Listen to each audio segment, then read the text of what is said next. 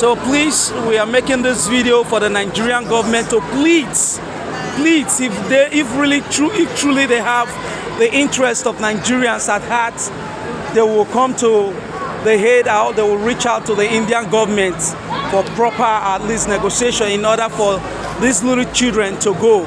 While there are some other children over here who, some of them, they've lost their parents, some of them, their parents are in jail, and they need to go back home to reunite with their extended family, but they are all being denied here.